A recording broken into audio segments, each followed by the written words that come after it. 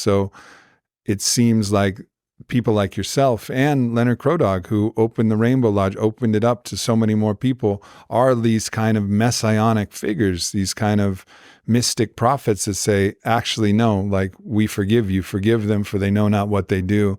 We're going to share our medicine. We're going to share whether that's the Quechua people who are sharing their ayahuasca traditions, or whether it's the Lakota people who are sharing their Inipi traditions and their songs, and, all of this. Like, we all need this. We all need to find ways that we can reconnect to spirit and come together.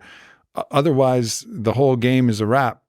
Like, the whole game is a wrap. And so, but again, it requires that, like, in a deep bow to any Native person who's willing to share that medicine because of how much has been taken. It's like that level of forgiveness it's almost Christic in its nature. It's like being on the cross and saying, like, I forgive you, and forgive the people who've nailed my hands to the wood and my feet to the wood and put the crown of thorns on my head. And, like, I forgive you. Like, that is it's a heroic act. Mm-hmm. It's a heroic act of the heart, but it's also necessary, in my view, for us to actually move forward together. Is we need all the medicines. We need all the medicine to gather to have a chance.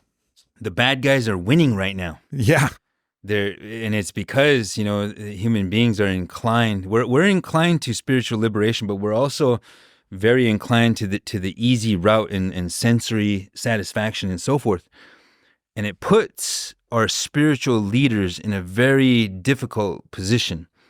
There's just allowing, quote unquote, outsiders, non-Lakota people, non-native people into ceremony is a huge issue in my world, in the Lakota world. One of the things I was struck by is, I've heard many Lakota songs in the lodge, and I don't know the songs myself.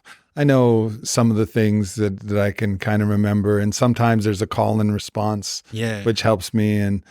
But there's a liberation that I heard, particularly in your voice, that was something that struck me. Even before we entered the lodge, you guys had an opening song, and it was so powerful that actually all of the sheep on our farm came and moved towards the lodge and started bleating and singing with you in that moment.